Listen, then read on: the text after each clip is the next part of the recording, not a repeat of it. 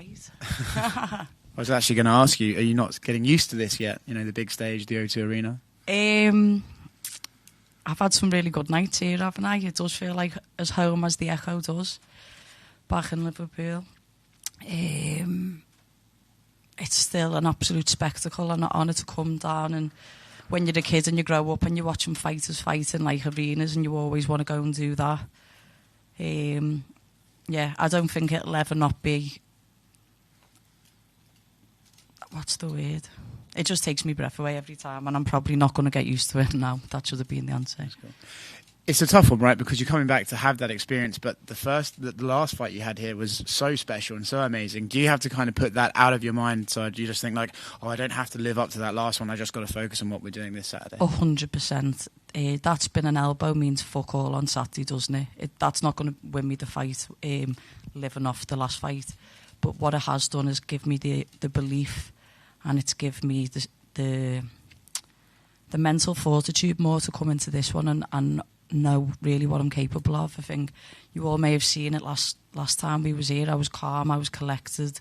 I have my odd little jokes and my swear words here and there, but I'm really finding my feet within the UFC now, and I just want to show consistency, and I just want to show, look, I'm fighting someone who I've actually got a reach on, so I don't actually have to force a fight for a change. I'm going to be able to stick and move and just have a good go. Yeah. When you look at this fight, is that how you see it playing out? You being able to keep her at length? Well, if I can sometimes keep someone with a 10-inch reach, I think if I've got a 1-inch reach advantage on someone, then I can imagine it's going to happen. I see the fight going one or two ways. She's either going to come and try and clinch me against the cage, or she's going to run. Her style is quite counter, striking off the back foot. And I'm prepared for all of it. I mean, I've fought Talia Santos on the wall, I've fought Gillian Robertson on the floor, I fought Laura Prokopia on the floor. I'm very much now accustomed to them fights. I've made the correct... we've tidied up in places and we've worked hard, and after the last fight I got to go away to San Diego and I trained with Jay Flo, just like our Patrick did the time before. Got to go back to some judo and stuff that should nullify her strengths. Mm-hmm. Your teammate Paddy's fighting on the card as well. What have you made of the twerking talk going on with him and Jordan? Oh, fucking hell. I don't know, he's just trying to sell a fight. I appreciate anyone who likes to express themselves and show just who they kind of are, but if Jordan thinks he's going to twerk in that Echo, in that O2, he's got no chance. I think there's more chance of Paddy teabagging him than that happening. Like, this is what's back and forth. Paddy's going to teabag him like on whatever game it is, Fortnite or Call of Duty or something, I don't know. But I don't know, let boys be boys and just play. Jordan also questioned, he said, the fight will be at 9 o'clock. How drunk can they really be by then? Is that a real question for me? I don't know. I'll probably be half a bottle of Howler head down, spinning around the O2 by then. But I think, look, at UFC London, the fans are coming from everywhere.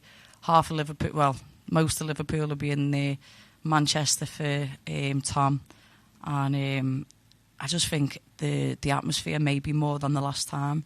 So to the foreign fans, just embrace it, because it's the foreign fighters, just embrace it. Our fans don't mean any malice, but they get behind their own. Molly. Who's next? Hiya, boss. How you doing? I know you said you can't take that spinning elbow into the cage with you this weekend, but talk to us about what that did for you, your confidence, your career, your exposure within the wider MMA world, because it was a huge moment, right?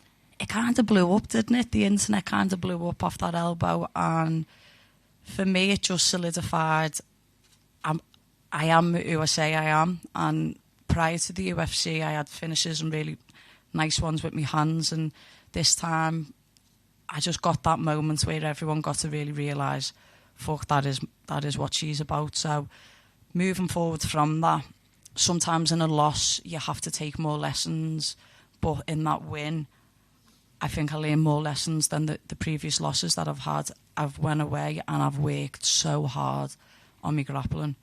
Even though it was the striking that won me the fight, I just want to keep on evolving and keep on getting better as a mixed martial artist.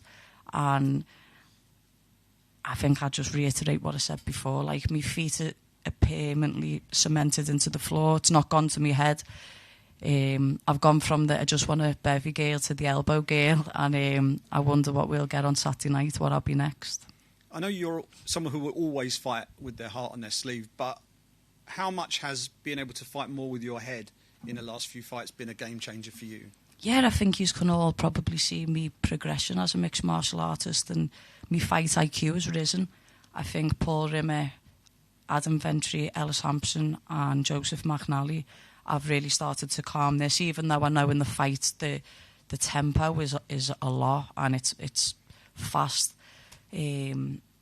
My decision making in that last fight, I think, was spot on, and the fight before against Kim, I'm making the correct decisions instead of shooting for a takedown when I shouldn't. I've just took my time, and if the pace is too much, I've took it down and slowed the fight down. And this fight, my opponent will bring lessons to me that I think I've already passed, but I think I'm going to be able to pass with flying colours this time. Final one from me.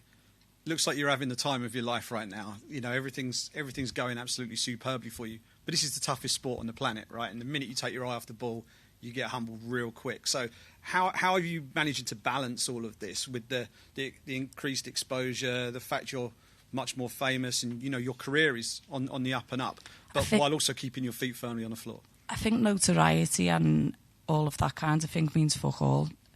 I've learned that none of it's real. Do you know what I mean? Just because I can go out and more people know my name doesn't really change me as a person. It doesn't change my life. It doesn't change my family's life. Like, Liverpool's got a really good way of sometimes keeping you humble. Like, I walk in that gym every day and get humbled by my training partners, me mum, my family, my girlfriends, everyone. I'm the butt of the joke all the time. Do you know what I mean? Just because I fight, it doesn't mean anything.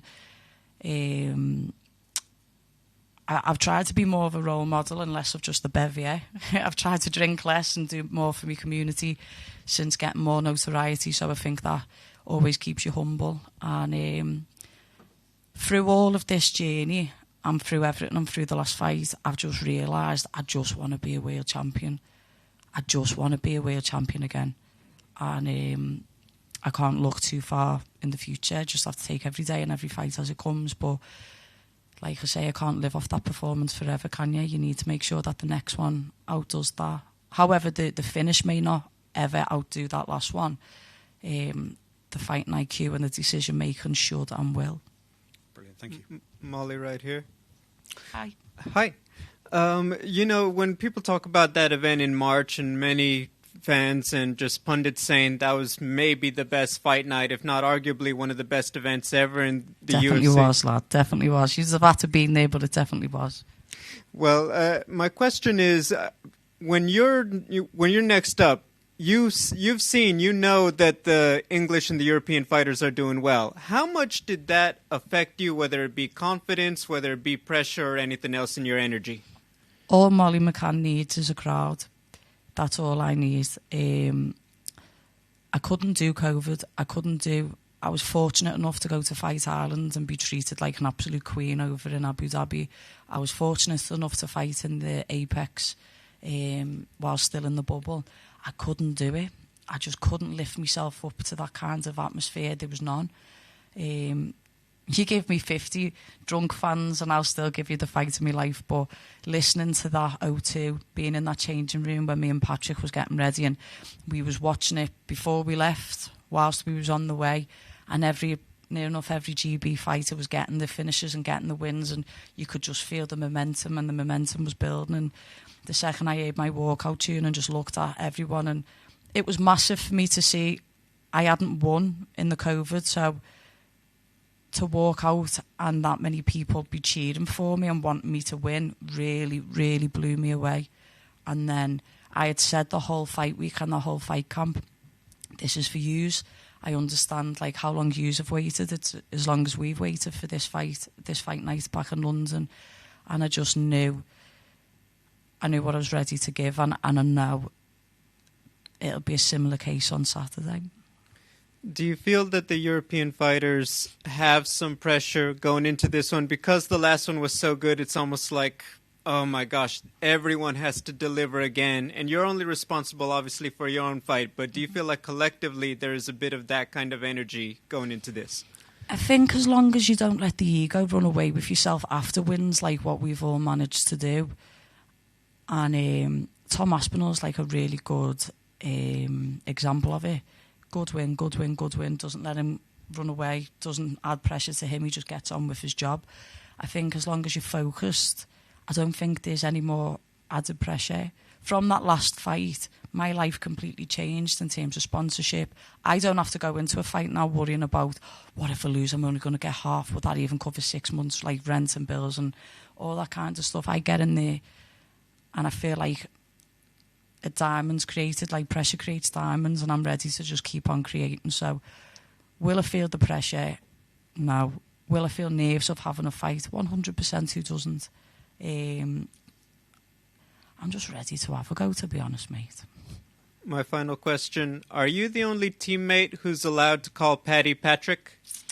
Well, it's his fucking name, so I don't know why no one calls him it. Do you know how many trolls I get online from the Americans where they go, why are you calling him Patrick? I'm like, that's his name, that's why. I don't know.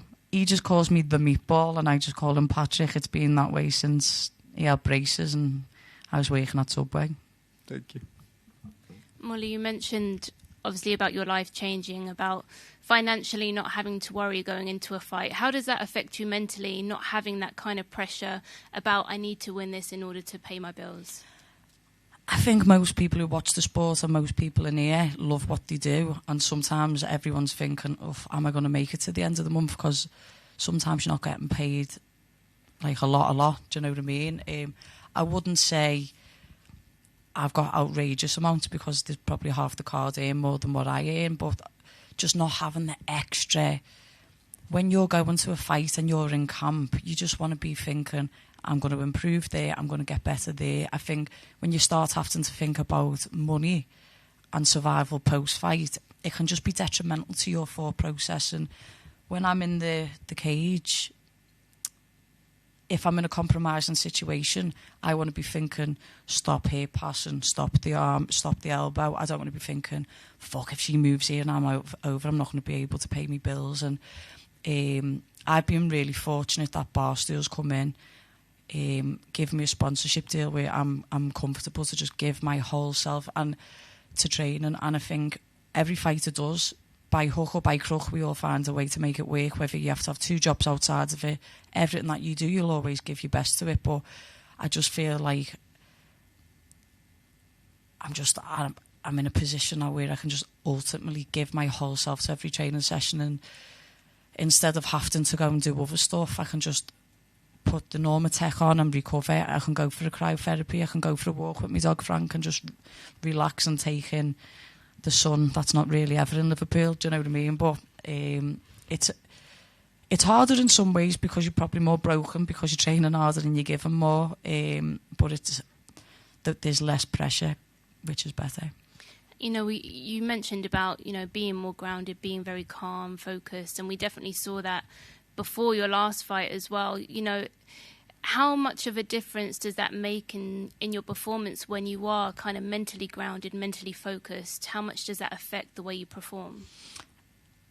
I feel like mind, body and soul, when it's all together, you get the best performances of your career. And you can see it when, like, Conor McGregor, you can see when he was at that Zen flow and he had those amazing finishes, and then when he was being a bit, I don't know, like, whether to say, like, manic or, like, a little bit everywhere, probably because he was feeling the pressure a little bit, that the fights don't always go the way that you want them. So, for me, it has just been really important just to make sure that I keep my feet on the floor and just... Yeah, I forgot your question halfway through. Sorry, I've had a long day. Okay. How does that affect your performance when you're... It affects my performance in a positive manner. I was saying 2019 I came to fight Zombie Girl, was it? Priscilla Cachoeira. And I remember sitting here and I was just taking it all in, and I was so fucking scared, and I couldn't eat all week. I didn't even have to do a salt bath or anything because I was that nervous. My energy was so drained, but I was still able to give the performance of my life. So when you're not constantly drained, you can just give more. If you're in the cage and you're punching and you're not on the back foot already in here, your recovery is better, and you're thinking better, and your combos just come together, and you're more alert and you can see. So I think it's a real positive.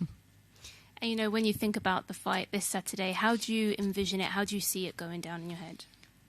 I think most fighters have their moments and their zen-like flow, and Paddy will probably be when he's like rapping and on the mat and he's giving it. Mine's when I'm going for me run, or when I'm walking to the gym and I'm warming up and I have my music in my head, and I just constantly think like I'm going to command the centre of the ring, of the cage, and I'm just going to go and do me. And I'm not going to force the finish. The finish will come. I haven't got to force a win.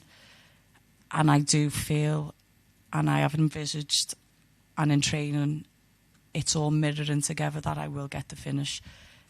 Whether it needs to be a grappling, a submission, or whether it's going to be a striking finish, I think every single person who's been around me, who's been in camp, who's watched me this week, can just tell something special is coming.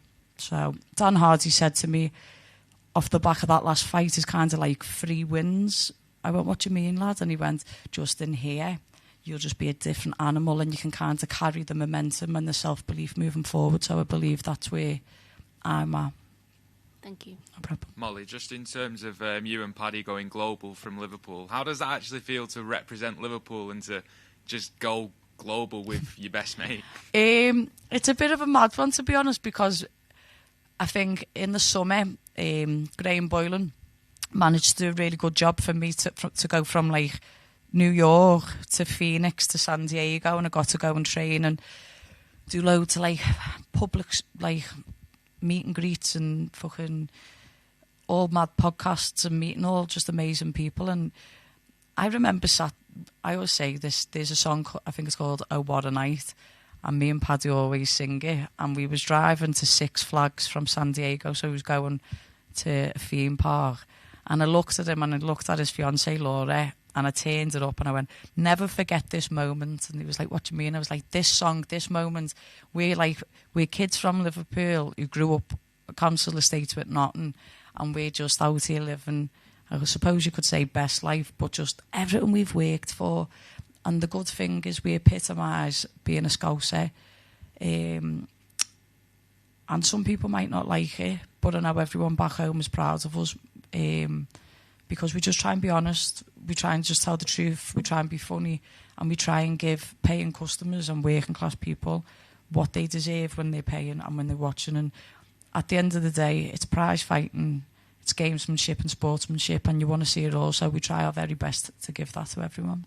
So back in March, Paddy was taking the mick out of you for Everton, maybe going down, and Liverpool winning everything. Now Liverpool didn't win the Champions League and the Premier League. You stayed up.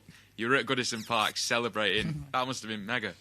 I think it was BT put it out there, didn't they? Half the world see me like scale. I was like in the main stand up a tier, managed to jump down, hang down into someone's box. I was like, love, can I get down there? She's like, yeah, getting ready to catch me. I got onto that field. I was with Dele Alli, Seamus Coleman, Frank Lampard. I got to them all, and I had flares. I had all like blue in my hair for I don't know how long. I had to do a UFC Connected interview the next day, and I had no voice left, and my hands were still blue from the flares. But what a good time that was to be an Evertonian. I got taken the piss out of quite a lot for how much we celebrated staying up, but those who don't understand just don't matter. And Paddy was going, I hope yous go down, and all that. And you remember this time, last time I was here, I was giving it to the Everton players, because I was like, you need to play for the badge and play for what it means. And they did. And when Liverpool lost the league and when they lost the Champions League, I didn't need to gloat, or I didn't need to rub it in Paddy's face, because like Everton haven't won nothing. But it was bittersweet, like, because there was a little bit of a yes in there. But yeah. There's still murders. I have got an Everton poster in the changing room, a flag, and he goes, "Get that fucking down," before he walks in. So, just got 2 more for you. Go Molly on, Tim lad. from Sportskita here. How is it adjusting back to normalcy after such a high in the last fight night? Or is it still going on? I'm Molly McCann. Nothing's normal in my life. Nothing's ever been normal in my life. I felt more at peace, in all honesty, since all of that, because I think if you feel fulfilled and have lived up to your potential, I don't feel like I'm touching my potential yet, but I'm like, I'm showing steady growth towards where I need to be. Then it's all good. I think the hardest part's learning to say no and not giving too much of myself to everyone else, which in this fight camp I've also learned to do. I have done nothing but eat, sleep and train.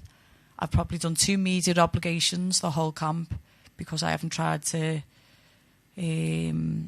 lose track and lose focus. The main thing is to keep the main thing. And if I'm honest with me goals, my dreams and my ambitions of being a world champion, then I can't run away, like I keep saying. That elbow will probably get sketched on me gravestone, do you know what I mean? And me I just want a bevy lad quote will be there, but it doesn't mean anything, in all honesty. And last one for you. You want to work towards a world title, you said. Is there someone in the top 10, a name that you want to call out? I've never been one to call anyone out. I gave it the big I am against Gillian Robertson, and she humbled me. My humbler, the best lesson of my life. So I learned I don't need to do that because I failed at the first hurdle on that one. But I'm going to get this win. Dave Portnoy from Barstool is around, and Dana and him are quite tight. So hopefully after the fight we can have a conversation. And I would like to fight again in November in the Mecca of all Meccas for strikers. And I'll just leave it into their hands to see who I'll be fighting against. Oh, hey Molly, just one from me. With Cage Warriors just round the corner, I wondered who's the next fighter from your gym, Next Gen, who can make the jump to the UFC? There's not one.